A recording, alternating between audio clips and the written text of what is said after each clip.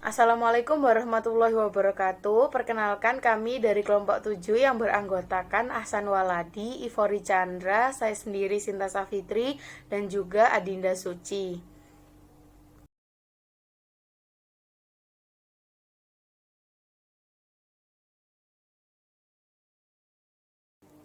Pengertian kerangka konseptual. Konseptual framework atau yang disebut dengan kerangka konseptual dideskripsikan sebagai sebuah konstitusi sistem yang koheren dari objek-objek yang saling berhubungan dan mendasar yang menuju kepada standar yang konsisten dan menentukan sifat dasar, fungsi batas dari akuntansi keuangan dan juga pelaporan keuangan. Dasar-dasar ini mendasari konsep akuntansi, konsep yang menjadi petunjuk dan juga prinsip bagi transaksi-transaksi akuntansi. Pengukuran transaksi-transaksi tersebut untuk sekelompok pengguna akuntansi.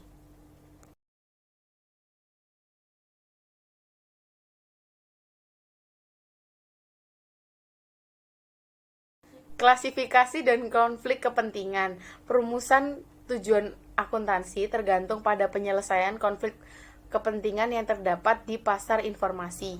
Laporan keuangan sendiri dihasilkan dari interaksi tiga kelompok, yaitu perusahaan, yang kedua pengguna, dan juga yang ketiga profesi akuntansi.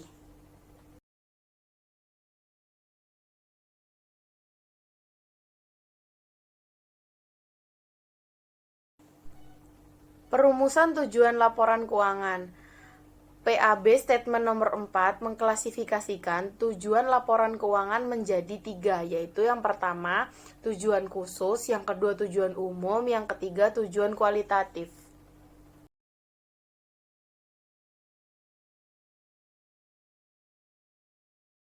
Hakikat kerangka konseptual. Kerangka konseptual adalah sebuah konstitusi, sebuah sistem koheren dari tujuan dan asas yang saling berhubungan yang dapat mengarah kepada standar yang konsisten dan menentukan sifat, fungsi, dan batasan dari akuntansi keuangan dan juga laporan keuangan. Konsep-konsep seperti inilah yang menjadi asas, dalam artian bahwa konsep-konsep yang lain akan dihasilkan dari asas tersebut dengan penggunaan sebagai acuan secara berulang-ulang akan dibutuhkan dalam menentukan, mengartikan, dan juga menerapkan standar akuntansi dan pelaporan. Nah, ada juga permasalahan dan kritik yang sering terjadi yang mengakui adanya penurunan kredibilitas dan pelaporan keuangan di beberapa tahun belakangan. Dua atau lebih metode akuntansi yang diterima untuk fakta-fakta yang sama digunakan metode akuntansi yang kurang konservatif dari metode yang konservatif lainnya.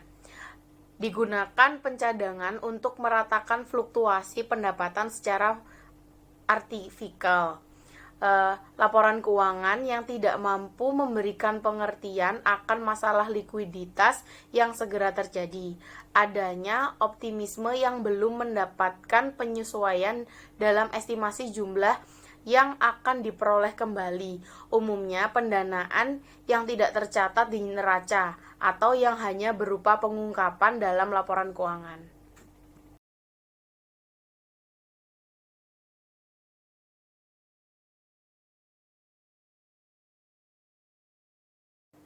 Masalah-masalah dalam kerangka konseptual.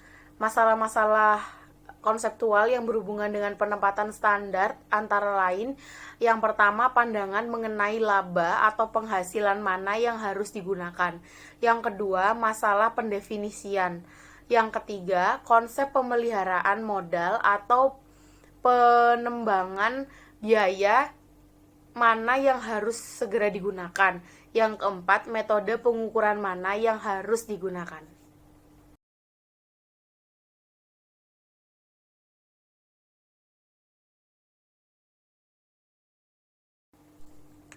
Perkembangan dari kerangka konseptual.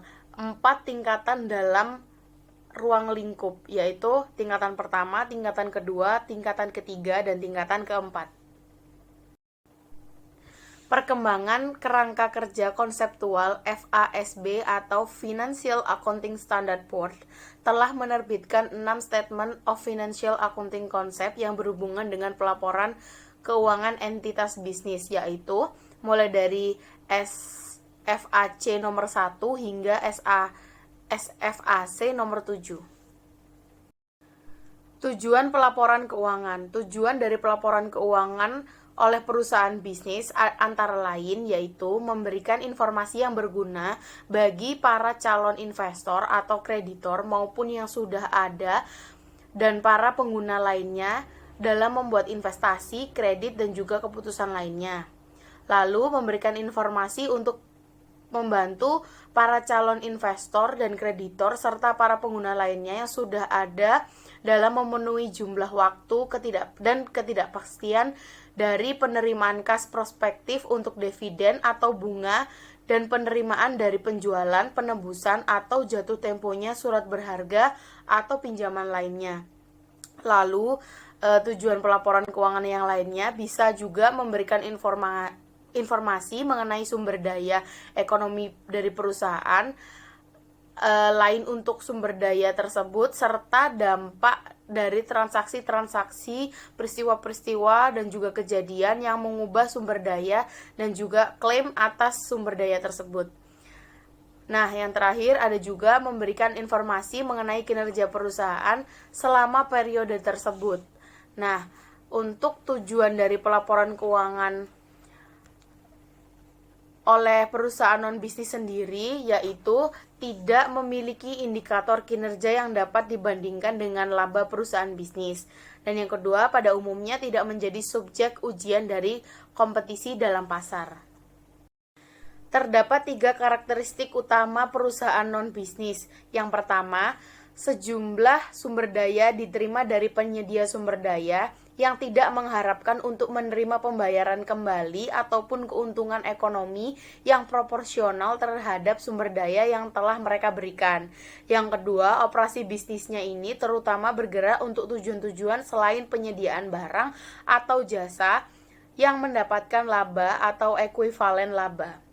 Dan juga yang ketiga, karakteristiknya ada yaitu tidak ada saham kepemilikan yang pasti yang dapat dijual, dialihkan atau ditebus atau yang akan menjadi hak atas bagian dari distribusi nilai sisa dari sumber daya pada organisasi dilikuidasi.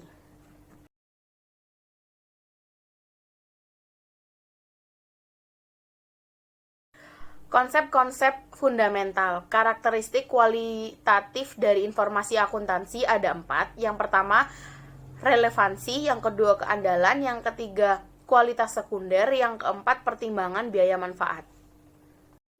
Elemen-elemen yang berkaitan langsung dengan pengukuran kinerja dan status dari perusahaan. Ada 10 elemen. Yang pertama aktiva, yang kedua kewajiban, yang ketiga ekuitas, yang keempat investasi oleh pemilik, yang kelima distribusi pada pemilik, yang keenam laba komprehensif, yang ketujuh ada pendapatan, yang kedelapan beban, yang kesembilan keuntungan, lalu yang terakhir yang ke-10 yaitu kerugian.